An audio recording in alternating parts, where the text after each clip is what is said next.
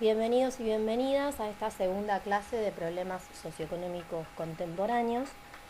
La clase de hoy se va a centrar en ver el último periodo de la crisis del modelo de industrialización por sustitución de importaciones y revisar lo que va a ser la salida neoliberal de la dictadura, tratando de comprender un poco cuáles fueron los principios de esta perspectiva neoliberal implementada en lo económico y tratando de comprender las razones de la violencia represiva del modelo de la dictadura militar, del terrorismo de Estado. La clase subsiguiente va a tener que ver concretamente con la dictadura militar y allí vamos a repasar las políticas económicas y qué significó el terrorismo de Estado. Ahora la intención es tratar de comprender el proceso previo que llevó efectivamente a la instalación de la dictadura militar en 1976. Para esto necesitamos hacer un breve repaso de lo que vimos en la última clase, donde planteamos que el modelo de industrialización por sustitución de importaciones tenía en el corazón la promoción del consumo y la producción del consumo fundamentalmente implicaba los aumentos salariales y la generación del pleno empleo, la redistribución progresiva de los impuestos. Esto significa cobrar con mucha más fuerza ingreso a la producción para luego redistribuirla a través de sectores de servicio universal, como serían la salud y la educación públicas, la generación de créditos al consumo, la redistribución, bueno, como decíamos antes, vía salud y educación, y el reconocimiento del sindicato como forma de organización política de la clase trabajadora, así como también la incorporación de estos sindicatos al Estado. Bajo este reconocimiento, la posibilidad de que los sindicatos se sentaran a negociar condiciones políticas y condiciones salariales o de trabajo. Pero al mismo tiempo, esto también venía acompañado de la necesidad del resguardo y la garantía de la producción, y esto también implicó la generación de políticas de planificación por parte del Estado a partir de el aumento de aranceles comerciales. Esto significaba un poco lo que hablamos en la clase anterior, algo más asociado a las políticas proteccionistas, donde los altos impuestos a las importaciones y a las exportaciones permitían, por un lado, resguardar a la producción de la industria nacional, ya que los productos importados eran mucho más caros que los nacionales porque pagaban muchos más impuestos. Entonces eso favorecía la inversión nacional de la producción de esas importaciones, y al mismo tiempo aumentar el impuesto a las exportaciones permitía al Estado argentino cobrar más impuestos y adquirir mayor cantidad de dólares en la economía interna. La devaluación también funcionaba como un mecanismo de desarrollo de la producción, dado que la devaluación de la moneda abarataba justamente todos los costos productivos, el salario, los costos de los insumos nacionales, y eso favorecía la inversión en la producción industrial. También la intervención del mercado agrario, que era el principal lugar donde el Estado conseguía las divisas internacionales, y la redistribución de esas divisas a estas instancias de planificación industrial va a ser una forma de generar políticas de promoción de la producción.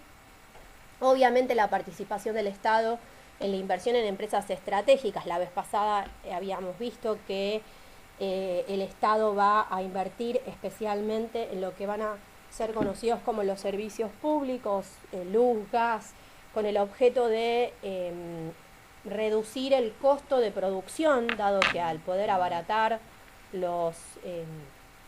justamente los precios de estos insumos básicos que las industrias necesitan, a las claras va a generar, va a facilitar y va a promover el proceso de inversión industrial. Y finalmente la generación de créditos a la producción y a la obra pública. La generación de obras públicas va a facilitar obviamente el traslado de mercancías, va a facilitar el desarrollo productivo cuando esta inversión pública tiene que ver con la expansión de las redes de gas, de agua, etc. El Estado va a tener una amplia participación, digamos, en cada uno de los sectores que tienen que ver con la inyección de dinero en la economía, y de hecho toda esta promoción de políticas del consumo y de la producción van a depender efectivamente del aumento del gasto público constante, el gasto, ¿no? el poner dinero en la economía por parte del Estado, y esto solo va a ser posible a través de la emisión monetaria. Esto es la generación, la impresión de dinero y la puesta de ese dinero en la economía. Ahora bien, también vimos en la clase anterior que esta dinámica de producción efectivamente se va a enfrentar a 3 límites muy concretos. Uno va a tener que ver con la obsolescencia de la industria.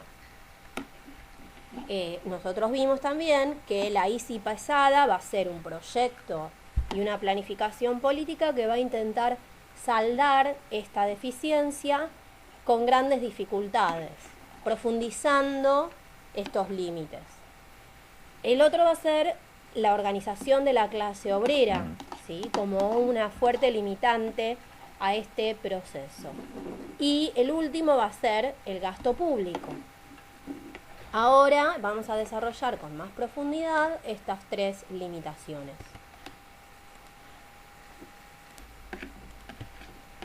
Vamos a arrancar por la fuerte limitación que implicó el desarrollo de la organización de la clase obrera.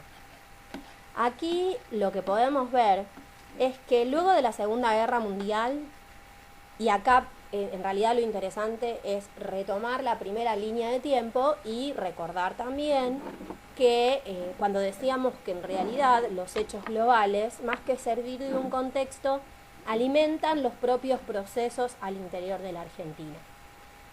Lo que nosotros podemos ver es que luego de la Segunda Guerra Mundial se da a nivel global, y esto en nuestra línea de tiempo lo vimos, un proceso de expansión de experiencias revolucionarias. ¿Se acuerdan que marcamos en el 49 la Revolución China, en el 59 la Revolución Cubana, en el 68 el Mayo francés? Esos los tomamos como, o el 73, que no lo habíamos marcado en la línea de tiempo también, en Chile se da la experiencia democrática en la que asciende el comunismo con Allende, Salvador Allende.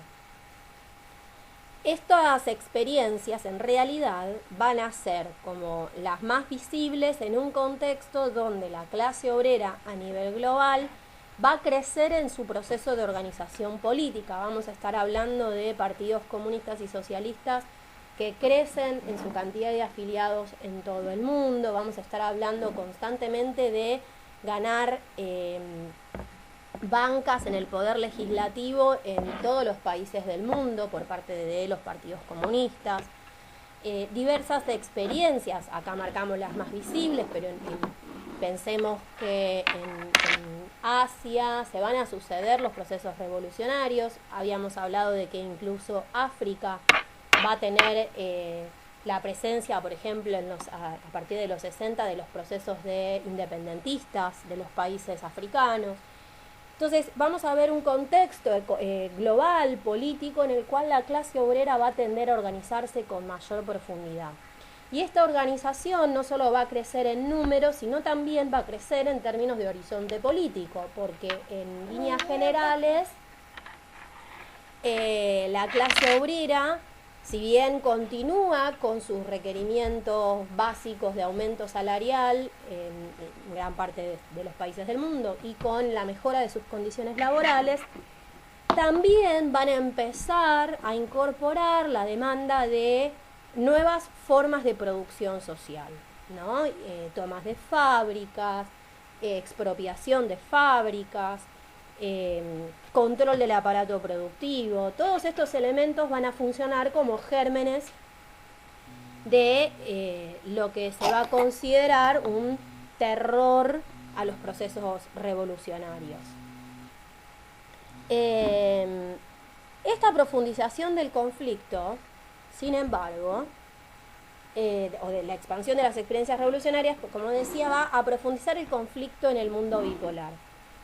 ¿Se acuerdan que decíamos que a partir de la Segunda Guerra Mundial lo que también se consolida es un mundo políticamente capitalista y económicamente capitalista y un mundo política y económicamente comunista? La Unión Soviética y el oriente del mundo versus el occidente. Y esta relación conflictiva va a tender constantemente a generar relaciones bélicas, ¿sí? Muchos conflictos armados que se van a expresar en diversos lugares del mundo.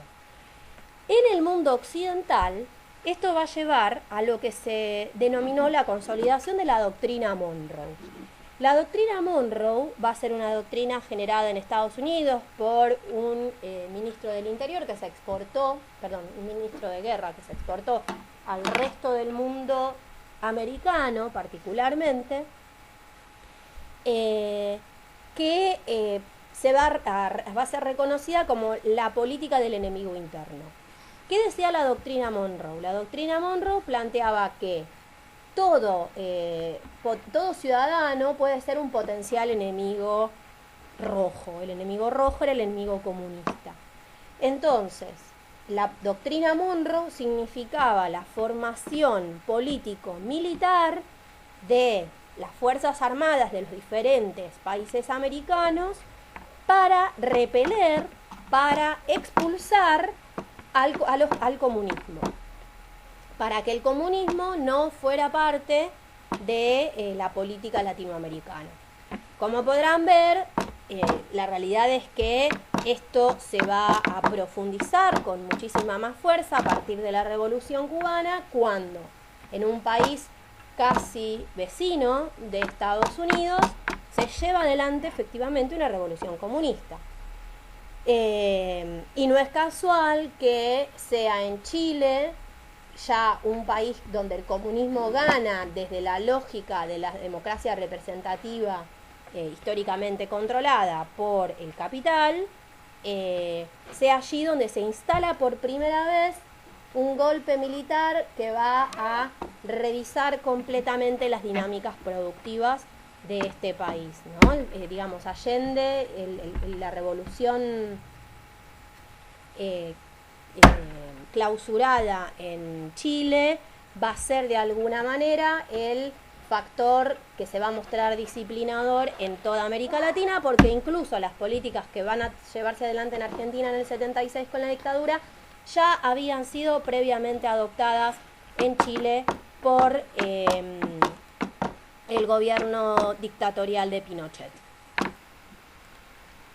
¿Cómo se va a expresar esta organización obrera en la Argentina?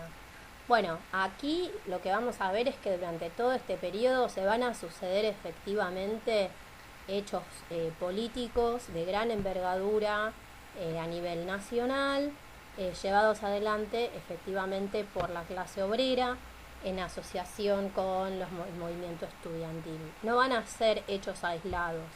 Estamos pensando en el cordobazo, el tucumanazo, el rosariazo, todos hechos políticos que están asociados efectivamente entre sí y que refieren no solo a la lucha de la clase obrera, como decíamos antes, por salario y mejores condiciones laborales, también por, pensemos en este contexto, estamos hablando de procesos que se dan en contexto de la dictadura de Onganía del 66, entonces fuertemente los reclamos de la clase obrera van a estar relacionados con derrocar a estos gobiernos dictatoriales. Y ya para iniciadas la década del 70, muchas de estas experiencias van a tener una fuerte tendencia política revolucionaria y muchos de ellos se van a plantear al estilo de otras experiencias revolucionarias, la constitución de milicias, ¿no? Aquí encontramos la experiencia de el Ejército Revolucionario del Pueblo, o ERP, la experiencia de Montoneros, o en todo caso la experiencia del Frente Antiimperialista por el Socialismo, que tenía una pata partidaria, una pata movimentista y una pata militar. Todo esto, en definitiva, muestra a las claras que la clase obrera, lejos de accionar de manera dispersa, tendía cada vez más a transformarse en un escollo a las dinámicas de acumulación del capital. Cada vez tiende a poner más piedras en el proceso de acumulación. Entonces, la crisis que se constituye en el propio corazón de la producción del capital se ve profundizada con una clase obrera que no cede ante las propuestas que se generan por parte del capital. Para que tengan en cuenta, en el canal de YouTube, cuando suba esta clase, voy a compartir varios videos documentales, los sitios de YouTube donde pueden ver videos documentales y películas al respecto de todos los temas que estamos trabajando. Uno de ellos tiene que ver con la recomendación que hizo una compañera sobre el cordobazo y el contexto político del cordobazo, así que eso lo voy a subir en el canal de YouTube para que puedan ingresar y que si tienen ganas de verlo. Ahora bien, ¿cómo se responde ante este creciente proceso de organización obrera? De primera mano, la respuesta en Argentina, luego de todo lo que implicó la avanzada del cordobazo, el rosariazo, el tucumanazo en el 69, va a ser la necesidad de una salida democrática. Como les decía, estos movimientos no solo estaban ya reclamando mejoras en sus condiciones económicas, sino también el cambio en el poder político, ¿no? Y en este sentido buscaban claramente la destitución del gobierno dictatorial de Onganía. Efectivamente esto se consigue y se ve la necesidad de una salida democrática, pero esta salida democrática requería efectivamente de una figura que pudiera contener a este movimiento político que cada vez crecía en organización de la clase trabajadora. Por esto empieza a construirse desde principios de los 70 lo que va a ser la vuelta de Perón y lo que se denominó la construcción de un pacto social. La vuelta de Perón como una figura que se consideraba representante de los sectores populares y las clases trabajadoras, debería generar una especie de acuerdo político de pacificación entre los diferentes sectores sociales. Tal y como plantea en el texto de Benítez y de Mónaco, este proceso de pacto social claramente no avanza, dado que hacia el interior del peronismo el conflicto en términos políticos va a ser irresoluble. Perón va a volver bajo la perspectiva de brindar todo el poder de los sindicatos a la burocracia sindical, que estaba siendo fuertemente repudiada por las bases de la clase trabajadora, que cada vez tendían más a organizarse en las tendencias del sindicalismo combativo, del sindicalismo radical, y que claramente no veían en las figuras de la burocracia sindical, como por ejemplo Rucci, una imagen de representación de la clase trabajadora. Esta apuesta que realiza Perón hacia el sector del peronismo burocratizado e institucionalizado va a abrir claramente una grieta hacia el interior del movimiento y va a generar que organizaciones como por ejemplo Montoneros se salgan, digamos, del apoyo a Perón, y al mismo tiempo que Perón tome la decisión política de desconocerlos como parte del movimiento justicialista. Entonces, este pacto social claramente no va a llegar a buen puerto. De hecho, podríamos pensar, es con Juan Domingo Perón, con quien se da el inicio de la creación de las organizaciones paramilitares como la AAA, con López Rega, ¿no? En un acuerdo extraoficial dentro del Estado, organizaciones paramilitares que van a tener como objetivo efectivamente romper, eliminar estos sectores radicalizados dentro del peronismo o por fuera del peronismo. Esta va a ser entonces una segunda respuesta por parte del Estado. Y la tercera va a tener que ver con el despliegue del aparato represivo del Estado, teniendo en cuenta lo que les decía antes, que el despliegue del aparato represivo del Estado va a estar todo el tiempo comandado por la formación y el refuerzo de la doctrina militar, de la doctrina Monroe. En ese contexto podemos ver algunos episodios que son como característicos y que van mostrando justamente cómo las fuerzas militares del Estado avanzan en prácticas de ilegalidad avaladas por la legalidad, ¿no? El ejemplo es la masacre de Trelew en el año 1972, cuando a partir de un intento de fuga de presos políticos, obviamente sin ningún tipo de juicio, se masacra a aquellos que no consiguen escaparse y son nuevamente detenidos por los militares, o el operativo Independencia, que está amparado por un decreto estatal que firma María Estela Martínez de Perón, y que implica el despliegue de las fuerzas militares en Tucumán y en el noroeste argentino con el objeto de eliminar la guerrilla a través de métodos absolutamente ilegales. Entonces esa va a ser de alguna manera la respuesta en la cual se utiliza la legalidad para la generación de prácticas no amparadas por esa legalidad por parte del Estado.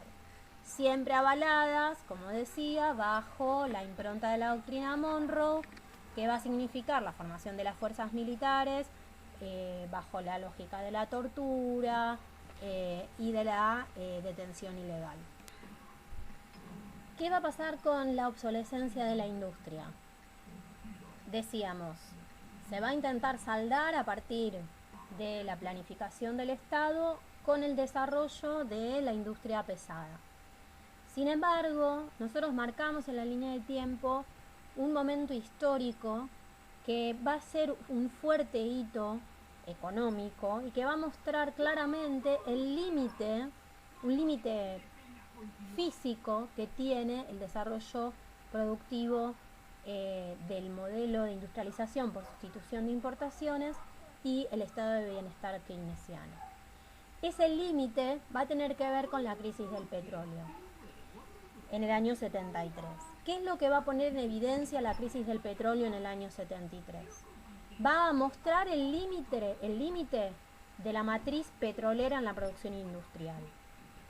Todos y cada uno de los insumos que requiere la producción industrial están garantizados en base a la extracción petrolera. En la crisis del petróleo, que no va a ser ni más ni menos que la decisión política de los principales países extractores de petróleo de dejar de vender petróleo a nivel internacional, va a mostrar que una sociedad basada en la producción y el consumo petrolero era completamente insostenible, incluso en términos capitalistas. Ese se va a mostrar como un límite físico concreto, ¿sí? ¿Cómo puede funcionar una fábrica si no tiene luz, si no tiene gas, si no tiene maquinaria producida a través de otras empresas con luz, con gas? Claramente la matriz productiva del capital durante este proceso se sustenta en la extracción petrolera y solo una decisión caprichosa en ese contexto de los países de la OPEP, los países árabes, de no comercializar petróleo, va a poner en colapso total al mundo. Esta crisis, como les decía, va a implicar que los países que proveen de petróleo a los países industrializados dejen de venderla. ¿Con qué objeto? Con el objeto de subir el precio del barril que comercializaban. Luego de una especie, podríamos decirle hoy como una especie de lockout, ¿no? Tanto que se puso de moda esa palabra con el lockout agrario en Argentina. Bueno, sería algo muy similar. La lógica de países que tienen ese insumo y que no quieren comercializarlo con el objeto de mantener un precio alto de esa producción. Efectivamente, después de esa presión, el precio del barril se multiplica casi por 10 y eso va a tener como resultado que países o mejor dicho, magnates que monopolizan la extracción petrolera tengan cada vez más dinero que claramente no pueden ni siquiera gastar. ¿Qué sucede con ese dinero que ni siquiera llegan a gastar?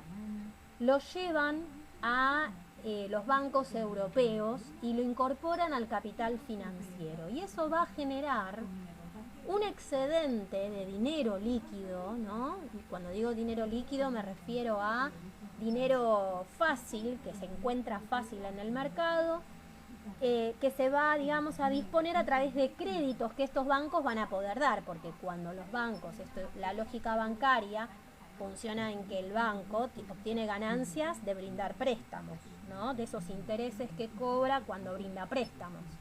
Pero solo puede brindar préstamos si tiene dinero con el cual garantizar, ¿no? La devolución de eso, digamos, ese dinero que brindan los préstamos. Tiene que tener lo que se llaman los encajes. No pueden prestar por prestar. Cuando los bancos europeos adquieren todo lo que se llaman los petrodólares, entonces salen al mundo a brindar créditos baratos. Y esto también va a generar un hito que va a significar que a partir de la década de los 70, la deuda externa de los estados nacionales va a pasar a ser un elemento fundamental en las dinámicas de acumulación del capital. Esto también va a estar en el corazón del neoliberalismo y ahí vamos a entender por qué se vuelven tan fundamentales a partir de los 70 organismos como el Fondo Monetario Internacional o el Banco Mundial, que van a poder imponer reglas a partir de el creciente endeudamiento de los estados nacionales, que en este momento, en los 70, con excedente de dinero líquido, son préstamos baratos, pero que cuando esas tasas de intereses crecen, se vuelven préstamos imposibles de devolver. Entonces, aquí esta crisis del petróleo no solo va a mostrar el límite de la matriz productiva que se viene llevando adelante, sino que va a empezar a mostrar el camino de hacia dónde van a ir las políticas de Estado en adelante. Finalmente, la última limitación que vimos y que desarrollamos mucho más en el contexto de la clase anterior tiene que ver justamente con el rol que el Estado va a tener en esta economía de bienestar keynesiano o de industrialización por sustitución de importaciones y que se resume en el circuito económico del stop and go, en el cual el rol que el Estado va a ocupar en este contexto de aumento del consumo va a tener que ver con el crecimiento constante del gasto público y la constante emisión monetaria de dinero, que lejos de resolver el problema económico del stop and go, simplemente lo patea para adelante generando un nuevo circuito de stop and go con el mismo proceso de recesión y crecimiento.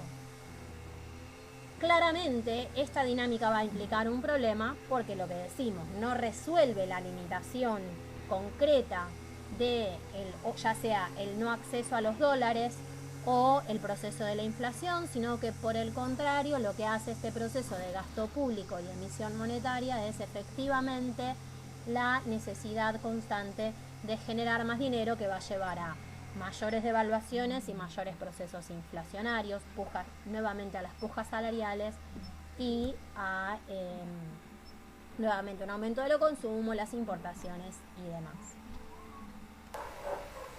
De esta manera, la constante puja política generada por la clase obrera organizada y el creciente gasto asociado a la emisión monetaria generada por el Estado debían ser revertidos de alguna manera. ¿Qué hacer para revertir esto? Por un lado, aparece la necesidad de la desarticulación de la clase obrera y por el otro, impedir que el Estado tenga la libertad monetaria de emitir moneda cuando tuviera ganas. ¿Cómo hacer esto? Bueno, el desguace de la producción industrial, que implica la desarticulación del espacio natural de conformación de la clase trabajadora, y la represión van a ser de los principales elementos que se utilizan para desarticular la organización obrera. La apertura cambiaria, que le va a quitar margen de cintura de relación con la moneda por parte del Estado y de la emisión monetaria, y la reducción del gasto público, que va a imprimir una disciplina fiscal, van a ser las formas en las cuales se van a llevar adelante estos dos elementos. Y estos dos elementos solo van a poder confluir a través de el neoliberalismo como efectivamente la forma que ata la economía a la dinámica monetaria de la disciplina fiscal, y la dictadura militar como el principal elemento, con el terrorismo de Estado, de desarticulación y represión de la organización política de la clase obrera. ¿Cuáles van a ser entonces los principios del neoliberalismo? Principios que van a ser previamente explicados en la década del 30 por Friedrich Hayek y que luego van a ser profundamente llevados a la práctica por autores económicos como Milton Friedman. Abrir las fronteras aduaneras va a ser... ¿Cuáles son los principios del neoliberalismo que Friedrich Hayek va a desarrollar a principios de la década del 30 y que luego Milton Friedman va a llevar como política a todos los países del mundo en la década de los 70? Pensemos que el neoliberalismo se va a implementar primero en Estados Unidos y en Inglaterra con Ronald Reagan y Margaret Thatcher, y luego van a ser desarrollados en países como por ejemplo Chile en el 73 con la dictadura de Pinochet y Argentina en el 76. Los principios fundamentales van a tener que ver con la apertura de las fronteras aduaneras. ¿Qué significa esto? La eliminación completa de impuestos a la importación y a la exportación, que van a abrir a las mercancías para entrar y salir sin ningún tipo de restricciones. Eso con el correspondiente desarrollo, o mejor dicho, desdesarrollo de las industrias locales. El aprovechamiento de las ventajas comparativas. ¿Qué va a implicar aprovechar las ventajas comparativas? Como dijimos en su momento, cuando hablamos de liberalismo en el modelo agroexportador, es reconocer cuáles son las ventajas estratégicas de producción de un Estado y a partir de ahí desarrollarlas. A esto nos referimos con, por ejemplo, Argentina, el desarrollo agropecuario, el desarrollo de insumos primarios. La reducción del gasto del Estado, encontrar mecanismos de disciplinamiento financiero que haga que el Estado no gaste lo que no tiene, por lo tanto no necesite, no requiera de la emisión monetaria de dinero. Abrirse a la inversión extranjera, esto significa no dar tratos preferenciales a ningún tipo de capitales, ni préstamos a la industria local, sino efectivamente llevar adelante un proceso de apertura que genere los mismos mecanismos de beneficios y ganancias para corporaciones transnacionales, igual que a las corporaciones locales. Esto de alguna manera va a estar íntimamente asociado con la globalización capitalista neoliberal, que efectivamente va a favorecer el movimiento, el fluido de capitales por todo el globo de manera irrestricta. Y finalmente la reforma del sistema financiero, que va a implicar liberar las tasas de interés. ¿Qué significa esto? Una política que va a llevar adelante la dictadura, lo vamos a ver mejor la próxima clase, es la de permitir que cada banco ponga la tasa de interés que requiera. Esto va a significar que las tasas de intereses, para que los bancos empiecen a competir, se vuelvan mucho más suculentas para promover la inversión financiera más que la inversión productiva. Esos son los aspectos centrales y los principios fundamentales de las políticas del neoliberalismo como idea, digamos. Y es lo que la dictadura va a profundizar en términos económicos en la Argentina, con algunas variantes. Ahora lo que vamos a hacer es ver un pequeño documental de Canal Encuentro, donde efectivamente vamos a poder dar cuenta de cómo las políticas neoliberales son implementadas por la dictadura del 76. Aún así, también recomiendo para quienes estén interesados en comprender un poco más sobre la teoría neoliberal, que vean la película de Noémie Klein, La doctrina del shock. Como les decía en filminas anteriores, voy a poner en el cuerpo del YouTube, del canal, los sitios de todos los documentales que recomiendo que vean para trabajar cada uno de los temas que estuvimos desarrollando en esta filmina.